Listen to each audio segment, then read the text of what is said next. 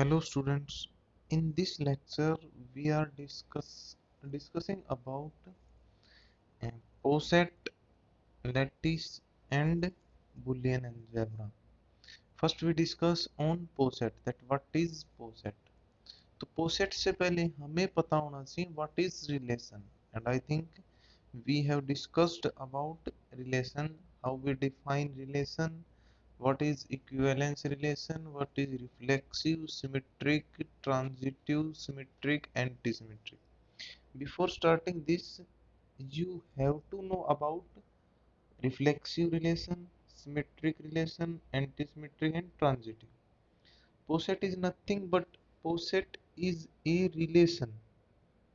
Poset is a relation which is reflexive, antisymmetric and transitive. एक ऐसी relation जो reflexive भी हो, एंटीसिमेट्रिक भी हो एंड ट्रांजिटिव भी हो, is known as poset. Reflexive relation के लिए क्या देखते हैं, मान लो कोई आर एक रिलेशन है, हमने इस रिलेशन आर को रिफ्लेक्सिव दिखाना है, तो हम क्या दिखाएंगे, कोई भी एलिमेंट आपस में बिलोंग कर रिलेट करना चाहिए। Every x relate to itself for all x belongs to S, then we say R relation is reflexive।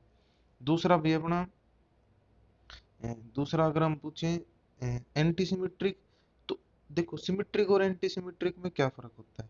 Symmetric relation होती है, मैं आपको बता देता हूँ, A comma B, if A comma B belongs to relation R, then B, A must belongs to relation R। अगर ये condition satisfy करे उस रिलेशन को सिमेट्रिक बोलते हैं। लेकिन एंटी सिमेट्रिक में बात समझना तुम, इफ कौन सी होती है antisymmetric, if A comma B belongs to R, मतलब कि ए और बी आपस में रिलेट कर रहे हैं, and B comma A also belongs to R. ध्यान की देने की बात यहाँ पे ये है कि इसमें पहले ही हम मान के चलेंगे कि ए कोमा बी और बी कोमा ए दोनों रिलेशन में बिलोंग करते हैं। Then if relation is antisymmetric then A must be equal to B। ठीक है, ये होता है एंटीसिमेट्रिक। एंटीसिमेट्रिक से यूं मत समझ जाना कि जो सिमेट्रिक नहीं होगी वो एंटीसिमेट्रिक होगी ना, एंटीसिमेट्रिक की ये स्पेशल कंडीशन होती है। if A comma B belongs to R, B comma A belongs to R, then A is must be equal to B। तीसरी बात होगी ट्रांजिटिव व्यू। ट्रांजिटिव कौन सी रिलेशन होती है, सबको ही पता है शायद।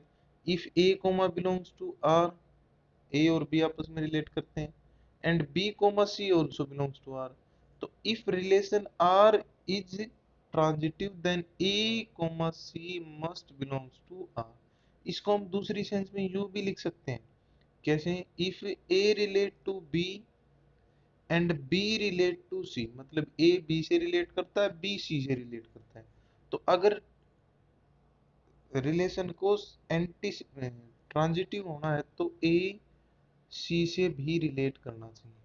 ठीक है, अब अगर कोई भी set, consider a relation R on set S satisfying all three property, कौन कौन सी, reflexive, antisymmetric and transitive, then हम उस सेट को, set S with relation R is said to be poset. Set S with relation R is said to be poset. Relation R को poset में हम इस तरह डिफाइन करते हैं, लेस देन इक्वल टू का साइन देते हैं रिलेशन को।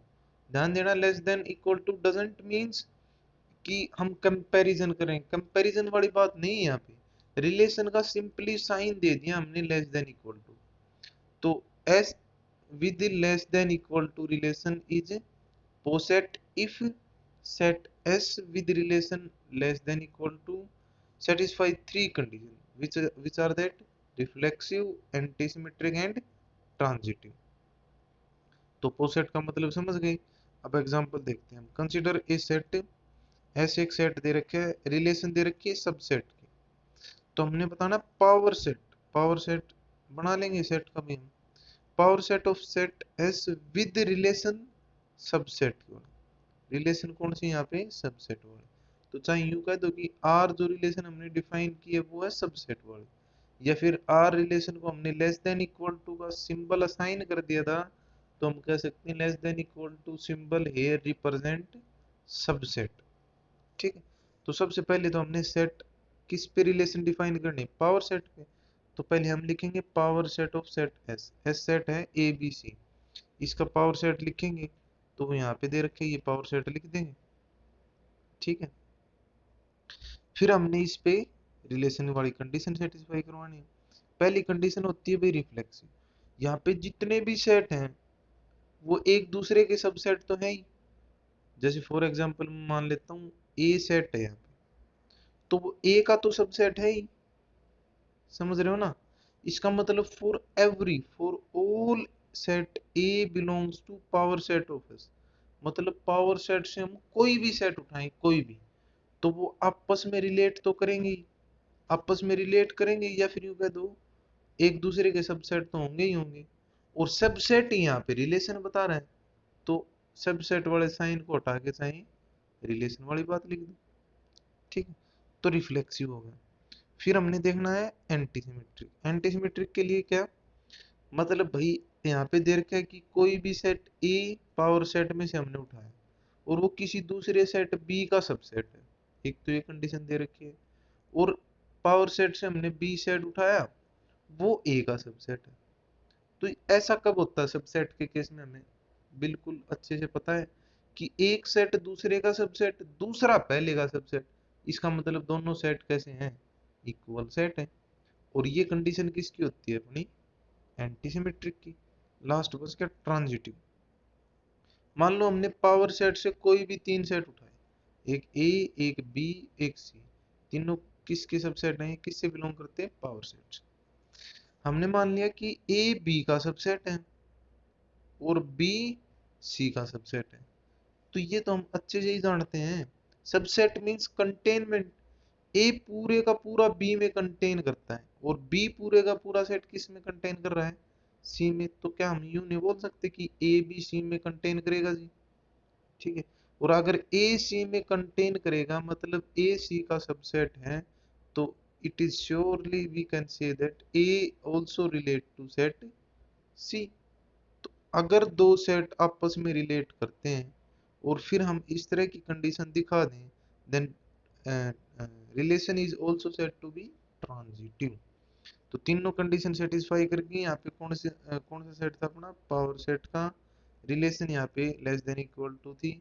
तो इस कंप्लीट को हम क्या बोलेंगे, पोसेट, पार्शियली ऑर्डर्ड सेट। ठीक है, ये होता भी पोसेट। इसी तरह दूसरा एग्जांपल भी देख लियो, यहाँ पे रिलेशन अपनी डिवाइड की, डिवाइड वाली रिलेशन। ठीक है, सेट ए है, रिलेशन डिवाइड वाली, मतलब इस तरह लिखा जाएगा सेट ए रिलेशन डिवाइड वाली को यूं लिख देते हैं, सबको पता है ये साइन किसका, डिवाइड। ठीक है, चाहे इसकी बजाय लिख दो यहाँ पे इसको उठा के डिवाइड्स। और फिर हम रिफ्लेक्सिव सिमेट्रिक ट्रांजिटिव देख लें।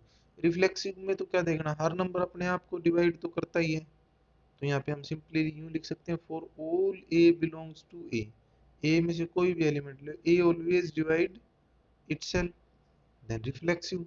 इसी तरह सिमिट एंटी सिमेट्रिक देखना है, उसमें क्या देखेंगे, कोई भी दो एलिमेंट हमने ले लिए सेट ए से, इफ और मान लिया कि ए बी को डिवाइड करता है एंड बी ए को डिवाइड करता है, ए बी को डिवाइड कर रहा है, बी ए को डिवाइड कर रहा है, इसका क्या मतलब होगा, ए इज इक्वल टू बी। ऐसे ना पता चल रहा हो तो यूं समझ लो, ए बी को डिवाइड कर रहा है, ए किसको डिवाइड कर रहा है, बी को, इसका मतलब B can be written as some n into A. अच्छा, फिर दूसरा दे रखा है बी ए को भी डिवाइड कर रहा है अभी, इसका मतलब A can be written as some n into B. इन दोनों का एम इंटू बी आपस में इक्वेट करेंगे, सोल्व कर लेंगे, मतलब ए इक्वल टू बी आ जाएगा। ठीक है, ये छोटी छोटी बातें हैं भाई रिलेशन के बारे में। अब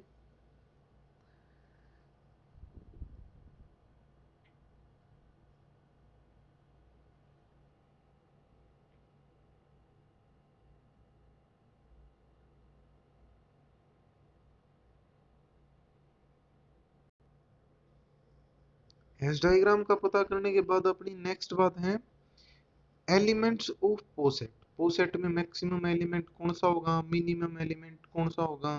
पोसेट किस तरह की होती है अपनी, ये होती है भी पोसेट जिसमें रिलेशन को हमने क्या सिंबल डिनोट कर दिया, लेस देन इक्वल टू। ठीक है। अब भाई maximal element, an element A belongs to set A is called maximal element of set A if there is no element C in A such that A is less than equal to C।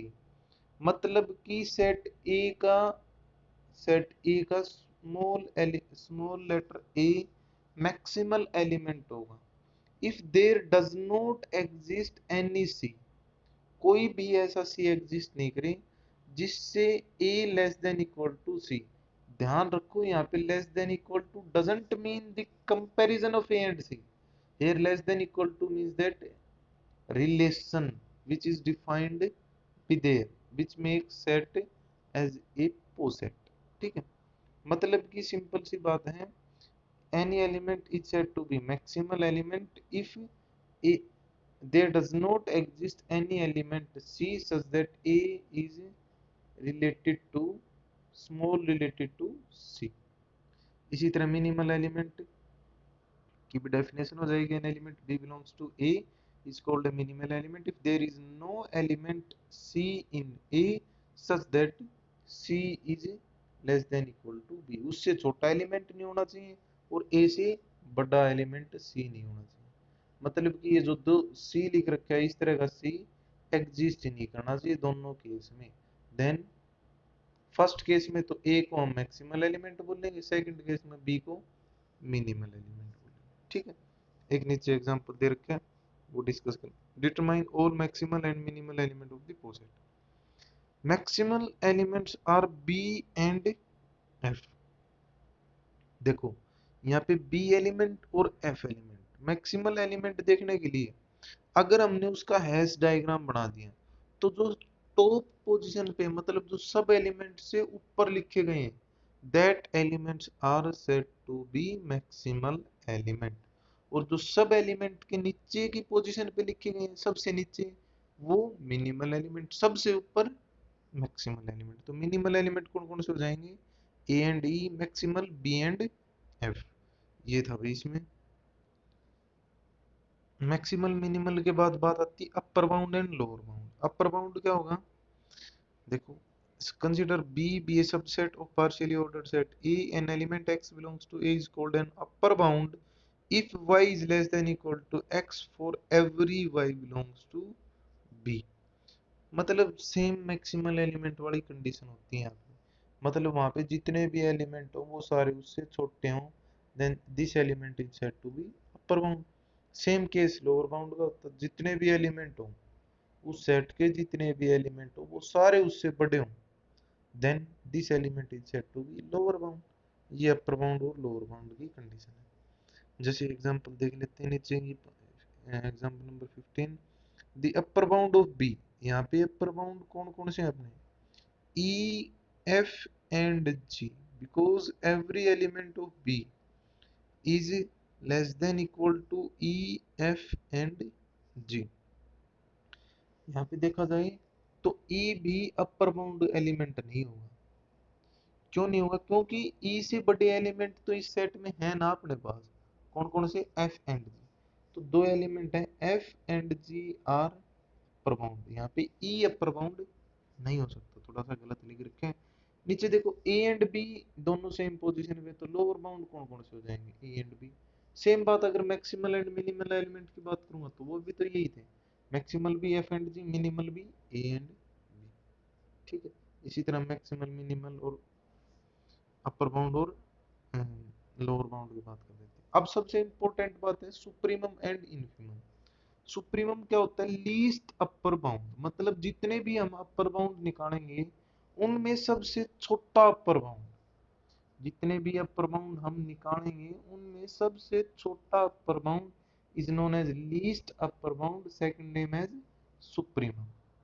Infimum greatest lower bound, greatest lower bound is known as infimum। For example, determine the least upper bound and greatest lower bound of the following.